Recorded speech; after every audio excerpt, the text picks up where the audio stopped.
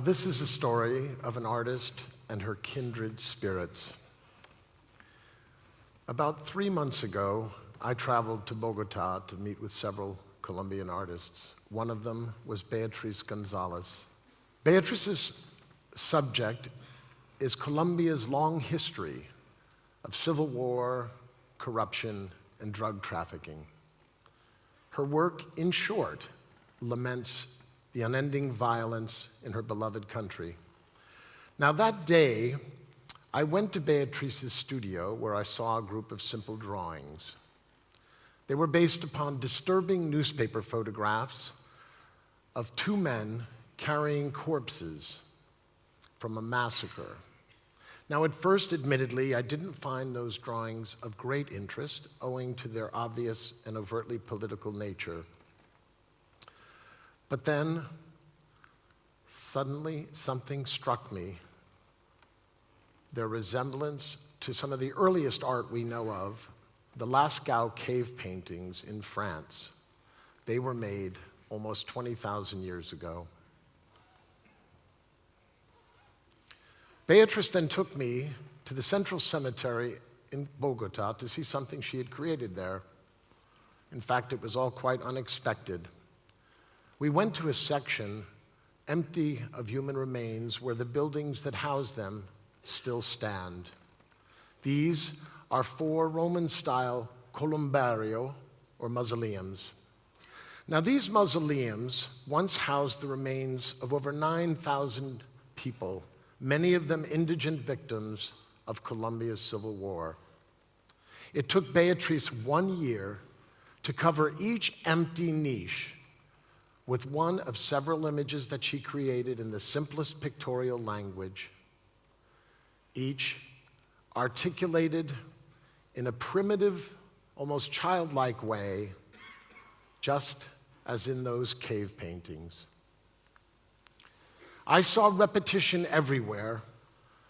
4 buildings, 8 images, 9,000 times.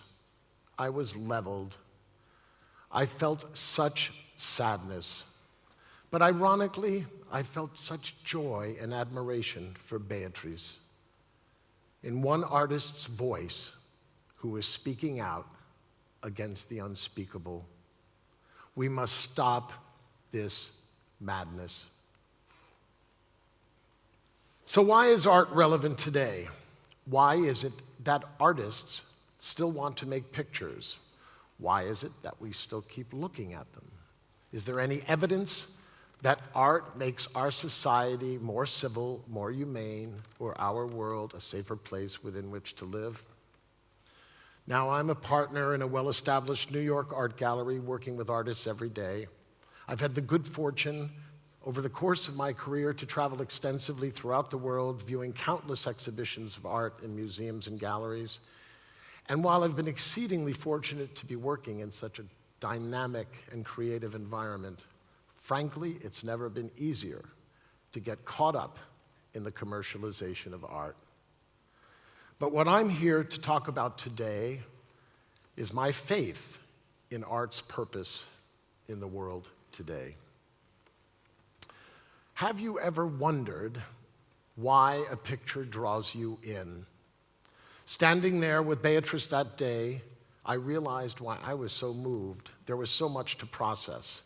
The stark depiction of corpses, the haunting solemnity of the sight, and the fact that Beatriz devoted a year of her life to the project, with Colombians suffering and dying around her. Now, Beatriz calls her memorial Auras Anónimas, or Anonymous Auras. It was meant to be temporary, but Beatriz and her friends would like it preserved. So would I. After a half-century of civil war and violence, hundreds of thousands dead, millions displaced, it's far too important to be demolished. Artists paint, perform, sculpt in order to tell their stories, in order to tell our stories.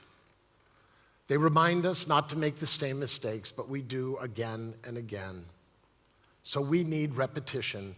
That's how our brain functions, that's how we're wired, and we keep going back to art. Now, I'd like to talk to you about a little bit more in the way of art that's relevant to Beatrice. Here is Francisco Goya's The 3rd of May from 1814, a painting that many of you are undoubtedly familiar with. Beatrice told me that Goya was a big influence on her, a kindred spirit in a painter who made paintings of violence. Now, Goya puts it all out there in front of you, and while we can admire the dramatic rendering of light and the painterly essence and staging of scene, it's the subject, it's the story that grabs us, that grounds us, that connects us to a reality far distant from our own. Now, every year I go to Madrid on business, and the first thing I do is I go to the Reina Sofia to see Picasso's Guernica. I must look at it again. The painting shows the fascist bombing of the Basque village of Guernica during the time of the Spanish Civil War. Picasso's fragmented style parallels the fragmentation of his country. It is a most lucid depiction of the horrors of war, not unlike Beatrice's Horas Anónimas. When I revisit Guernica, I bring my burden of the year's news of war and mayhem. When I stand in front of that picture, it helps me confront a reality that I am otherwise numb to. Now, here is Andy Warhol's electric chair from 1963, the same year as the last execution in New York State. What you're looking at here is a tool of ritualized killing that was used over 600 times at Sing Sing prison. Warhol used this image repeatedly over the next 10 years. Recently, I met the artist Dora Salcedo, who is a friend of Beatrice. She's a Colombian sculptor. Here's what she told me about her work. In my work, I have only addressed one issue: political violence. I have focused on political violence not because I'm Colombian, she said, but because I believe that violence defines the ethos of our society today. She went on, I believe that in art, life can transcribe a passage from suffering to signifying loss. Here is Doris's shibboleth. She cut a chasm in the floor of the Tate Modern in London. It is the most direct form of political art. We are broken, we are separated, the scar remains. More recently, I attended the opening of a mosque in Venice, the first in its historic center. Artist Christophe Bouquel transformed a deconsecrated church into a mosque. Some saw it as a welcome step, others found it a provocative one. I say, bring on the debate. Controversy in art is not a problem. What is a problem, however, is when money and status dominate art. The language of art becomes marginalized. Now, it's ironical. I'm a part of that system, running a gallery representing successful artists. But I see trouble ahead in the commodification of culture. Our diminishing attention span separates us from the art. Art, its language, is in danger of being subsumed by its entertainment value, by its asset value. A lot of art is being bought and sold without much interest, if any, in what the artists are saying. We should be happy that our museums are busy, that they're crowded.